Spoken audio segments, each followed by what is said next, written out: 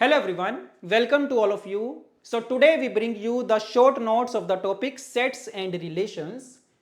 अब काफी लोगों के लिए ये वाला टॉपिक थोड़ा सरप्राइजिंग हो सकता है कि सर इसके शॉर्ट नोट्स क्यों लेके आ रहे हो आप।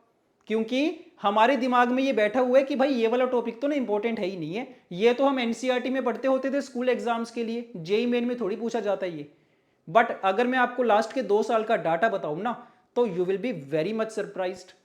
2024 में 20 शिफ्ट के अंदर 17 क्वेश्चंस पूछे गए थे इसमें से, और 2023 में 24 शिफ्ट के अंदर 21 क्वेश्चंस पूछे गए हैं।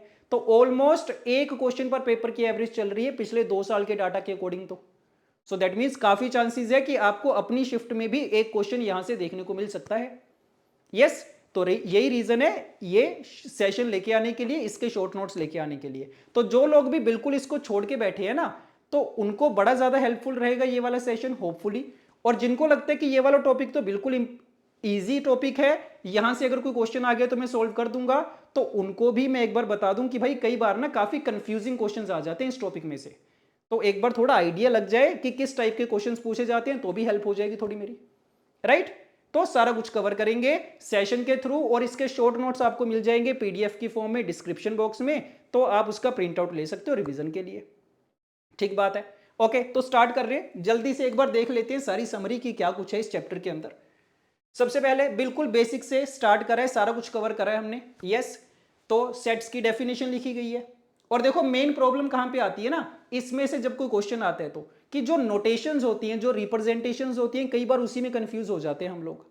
तो वो भी सारा कुछ हमने कवर करने की ट्राई करी है कि सेट्स की डेफिनेशन लिखी है, और सेट कितने तरीकों से रिप्रेजेंट होके आ सकता है कि भाई या तो इस तरीके से दे रखा होगा, या इस तरीके से दे रखा होगा, या इस तरीके से दे रखा होगा।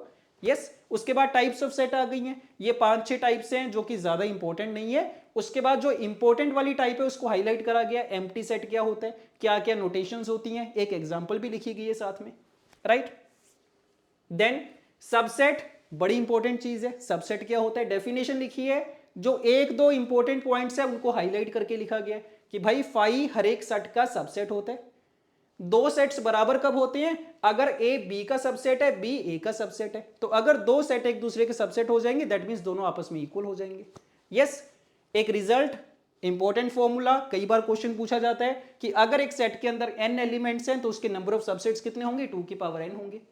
और इसको थोड़ा कई बार ट्विस्ट करके भी पूछ लेते हैं, दूसरी वेरिएशंस भी आ जाती हैं कि ऐसे कितने सबसेट्स होंगे जिसमें एक ही एलिमेंट होगा, या दो एलिमेंट होंगे, या कम से कम 3 एलिमेंट्स होंगे, तो वो भी यहां पे दिखाया गया है।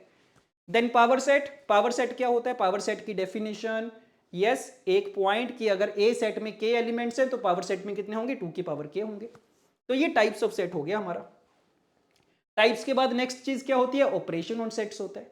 यस, यूनियन आ गया, इंटरसेक्शन आ गया। अब ये बेसिक चीजें होती हैं, वैसे तो पता ही होती हैं सबको, बट एक दो चीजें जिसमें कई बार कंफ्यूजन हो जाती है। देखो, यूनियन का मतलब क्या होता है, और होता है सर। और का मतलब क्या होता है ना कि अगर ए और बी लिखा गया है तो उसमें 3 चीजें इंक्लूड हो जाती हैं। कौन कौन सी, only A, only B, both A and B.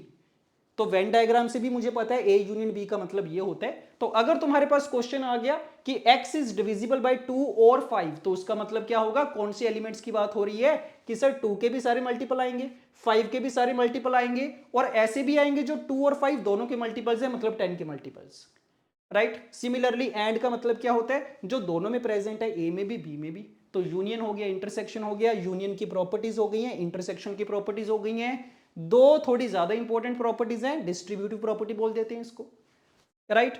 इसके बाद फैंसी नोटेशन, कई बार ऐसी नोटेशन आ जाती है हमारे पास क्वेश्चन के अंदर, कंफ्यूज हो जाते हैं देख के क्या मतलब है इसका, तो वो भी लिखा गया कि भाई ये मतलब होता है इसका, तो राइट। दो ऑपरेशंस और, difference of the sets, complement of a set. Difference क्या होता है, कॉम्प्लीमेंट क्या होता है, कॉम्प्लीमेंट की प्रॉपर्टीज देखने को मिल जाएंगी। और इसमें अगेन दो इंपॉर्टेंट प्रॉपर्टीज हैं जिसको डीमॉर्गन्स लॉ बोल देते हैं। तो ये अगर पता होगा, प्रोबेबिलिटी में भी मुझे हेल्प हो जाएगी। प्रोबेबिलिटी में कई बार ऐसे क्वेश्चंस आ जाते हैं कि भाई probability neither A nor be, तो इसको इस तरीके से रिप्रेजेंट करा जा सकता है कॉम्प्लीमेंट की फॉर्म में, राइट। तो ये तो तुमने नोटिस करा होगा कि प्रोबेबिलिटी में भी वेन डायग्राम के कई बार क्वेश्चंस आ जाते हैं, इंटरसेक्शन यूनियन वाले, तो उसमें भी ये वाली चीजें मुझे हेल्प कर देंगी, राइट। उसके बाद किस टाइप के क्वेश्चंस पूछे जाते हैं, that is also very important. Check करो पीवाईक्यूज कहां कहां से आते हैं। देखो सबसे ज्यादा जो वैरायटी पूछी जाती है ना सेट्स वाले चैप्टर में, that is the number of elements in the set. कि भाई एक सेट दे दिया जाएगा, तुम्हें पूछ लेंगे उसमें नंबर ऑफ एलिमेंट्स कितने हैं।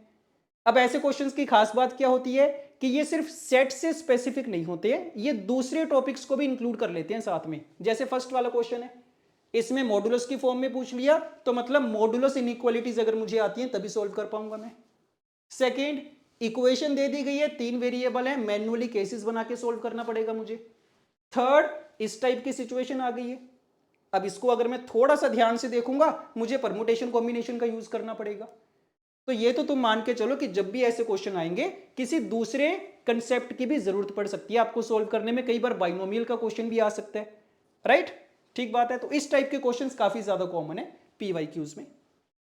उसके बाद एप्लीकेशंस ऑफ वेन डायग्राम, तो पता है मुझे कई बार स्टेटमेंट बेस्ड क्वेश्चंस आते हैं, 2 सेट दे दिए जाते हैं या 3 सेट दे दिए जाते हैं, तो उनको कैसे सोल्व करा जाता है। देखो क्या लिखा है हमने, always use the Venn diagram for the questions involving the 3 sets. जब भी 2 से ज्यादा सेट्स आ जाएंगे हमेशा वेन डायग्राम की हेल्प लेने की ट्राई करेंगे। बट मुझे पता है 2 फॉर्मूलाज भी होते हैं मेरे पास, 2 सेट्स के लिए ये डायरेक्ट फॉर्मूला होता है, remember the direct formula. 3 sets के लिए ये मेरे पास डायरेक्ट फॉर्मूला होता है, रिमेंबर द डायरेक्ट फॉर्मूला। और इसके अलावा जितनी भी वेरिएशंस बन सकती है ना, क्या लिखा है हमने कि भाई ये तो ना मैं वेन डायग्राम की हेल्प से ऑन स्पॉट डिराइव कर सकता हूं। तो इतने फॉर्मूलाज याद रखने की नहीं जरूरत है, सिर्फ फर्स्ट वाला फॉर्मूला याद रखूंगा मैं, बाकी सारे डिराइव हो जाएंगे। अगेन फर्स्ट वाला फॉर्मूला याद रखेंगे, बाकी सारे डिराइव कर सकते हैं मौके पे। यस, ठीक बात है। पीवाईक्यूज कैसे बनते हैं, 2 सेट वाला पीवाईक्यू आ गया अगर, कि ऐसे लोग बताओ जो ए में भी प्रेजेंट है बी में भी प्रेजेंट है, तो क्या करना है, 2 वाले के लिए तो या तो तुम फॉर्मूला यूज कर लो या वेन डायग्राम का यूज कर लो। बट अगर 3 सेट्स वाले क्वेश्चन आ गए then I will always prefer the Venn diagram. Yes, और जो तुम थर्ड वाला क्वेश्चन देखोगे ना, इसमें डिविजिबिलिटी वाला भी रोल आ गया साथ में, कि जो नंबर्स 5 से डिविजिबल हैं या 3 से डिविजिबल हैं, तो डिविजिबिलिटी वाली प्रॉब्लम्स भी काफी ज्यादा पूछी जाती हैं। और एक बड़ा इंटरेस्टिंग फैक्ट बताऊंगा आपको, एक शॉर्टकट बताता हूं आपको डिविजिबिलिटी वाले क्वेश्चंस को सॉल्व करने के लिए, बड़ा ज्यादा हेल्पफुल फॉर्मूला है हमारे लिए। क्या, number of integers from 1 to n that are divisible by k, तो मेरे पास ये फॉर्मूला होता है डायरेक्टली। तो पी एंड सी में भी ऐसे काफी क्वेश्चंस आते हैं कि भाई ऐसे 3 डिजिट नंबर्स बताओ जो 5 से डिविजिबल होंगे या 7 से डिविजिबल होंगे या 5 और 7 से डिविजिबल होंगे। तो ऐसे जितने भी वैरायटी के क्वेश्चंस है ना, सारे इस सिंगल फॉर्मूला से सोल्व कर सकता हूं मैं। कि अगर 1 से लेके n तक के नंबर्स हैं, मुझे कौन से नंबर्स चाहिए which are divisible by k, n को मैं k से डिवाइड कर दूंगा, उसका GIF ले लूंगा, ग्रेटेस्ट इंटीजर फंक्शन ले लेंगे उसका। एग्जाम्पल भी लिखी है हमने, 1 से लेके 100 तक डिविजिबल बाय 3 कितने होंगे, डिवाइड कर दिया, ग्रेटेस्ट इंटीजर ले लिया, 33 आंसर आ गया।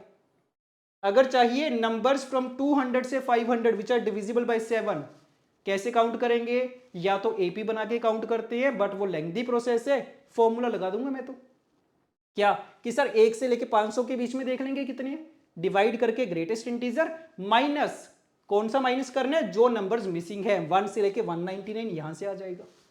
तो इसको अगर याद रखूंगा मैं डिविजिबिलिटी वाले क्वेश्चंस में, मेरी बड़ी ज्यादा हेल्प हो जाएगी, टाइम सेव हो जाएगा मेरा, राइट? और एक एग्जांपल दे रखी है कि अगर ऐसा क्वेश्चन आ गया कि सारे ऐसे एलिमेंट्स बताओ जिनका 24 के साथ HCF क्या होगा, 1 के बराबर होगा। तो अगर HCF 1 चाहिए मतलब वो 2 का मल्टीपल भी नहीं है, 3 का मल्टीपल भी नहीं है, यहां से कैलकुलेट करेंगे हम, राइट? देन सेट्स के बाद, सेट्स में देखो इतना ही था, टाइप्स ऑफ सेट हो गया, ऑपरेशंस ऑन सेट्स हो गया, और वेन डायग्राम बेस्ड क्वेश्चंस हो गए हैं। Coming to the relation, relation के लिए पहले कार्टेशियन प्रोडक्ट ऑफ 2 सेट्स पता होना चाहिए, देन रिलेशन की डेफिनेशन आ गई है, उसके बाद एग्जांपल्स भी हैं साथ में। कई बार क्या लिखा होता है, अ रिलेशन आर ऑन ए, इसका मतलब क्या होता है कि भाई ए से लेके ए के बीच में ही डिफाइन करा गया रिलेशन को। यस, और फाइनली एक फॉर्मूला, अगर ए सेट के एलिमेंट्स पता है बी के पता है तो ए टू बी में कितने रिलेशंस बनाए जा सकते हैं। तो सारी थ्योरी तो आपको मिल ही जाएगी, बट अगर आपको लगता है कि थ्योरी तो मुझे आती है, तो जो इंपॉर्टेंट पॉइंट्स हैं, जो फॉर्मूलाज हैं, जो क्वेश्चंस हैं, वो ट्राई कर सकते हो आप। यस, देन टर्मिनोलॉजी, कि एक रिलेशन के लिए डोमेन का मतलब क्या होता है, रेंज का मतलब क्या होता है, कोडोमेन का मतलब क्या होता है, इनवर्स रिलेशन किसको बोलते हैं, उनकी आपस में डोमेन और रेंज में क्या रिलेशन होते हैं। देन PYQ आया हुआ है इसके ऊपर डायरेक्टली, कि एक रिलेशन दे रखा है मुझे और डोमेन पूछी गई है आर इनवर्स वाले रिलेशन की, राइट? ठीक बात है। इसके बाद टाइप्स ऑफ रिलेशन आ गया, अगेन दो तीन टाइप्स हैं जो ज्यादा इंपॉर्टेंट नहीं है, बट देख लूंगा मैं एम्प्टी क्या होता है, यूनिवर्सल क्या होता है, आइडेंटिटी क्या होता है। बट मेन जो टाइप्स ऑफ रिलेशन है वो यहां से स्टार्ट हो रही है, रिफ्लेक्सिव रिलेशन, रिफ्लेक्सिव, सिमेट्रिक और ट्रांजिटिव, इस पे सबसे ज्यादा क्वेश्चंस बनते हैं।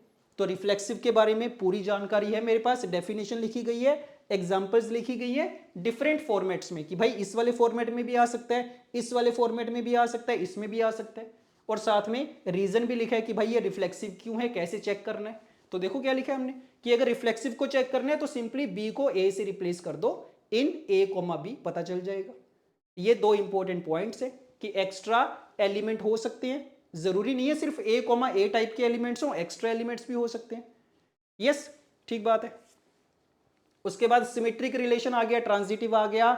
सिमेट्रिक कैसे चेक करते हैं कि सर ए बी से रिलेटेड है, ये मैं लेट करता हूं हमेशा, और फिर चेक करते हैं कि क्या बी भी ए से रिलेटेड है। ये सिमेट्रिक के बारे में जानकारी है, ये सिमेट्रिक की डेफिनेशन है।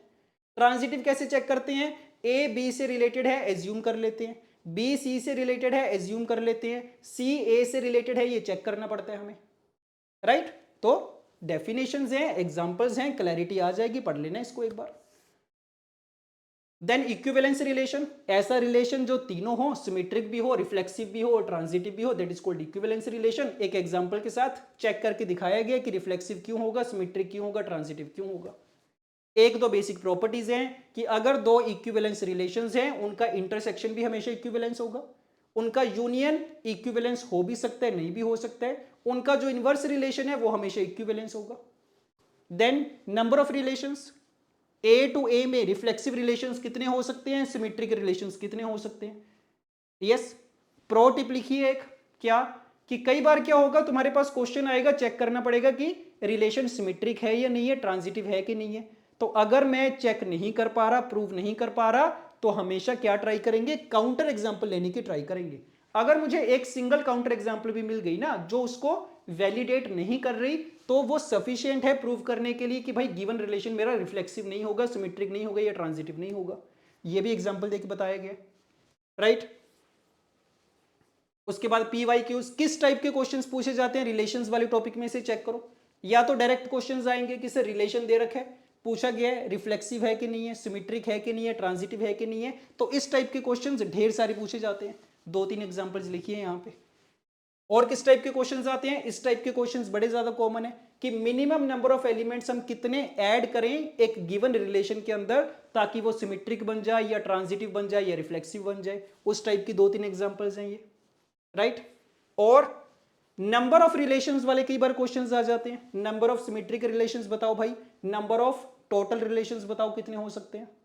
तो ये दो तीन वैरायटी है जो जनरली पूछी जाती है रिलेशन के अंदर, चेक करना reflexive, symmetric, transitive, minimum number of elements कितने ऐड करे जाएं, नंबर ऑफ रिलेशंस कितने हो सकते हैं। Yes, and one final topic that is equivalence class.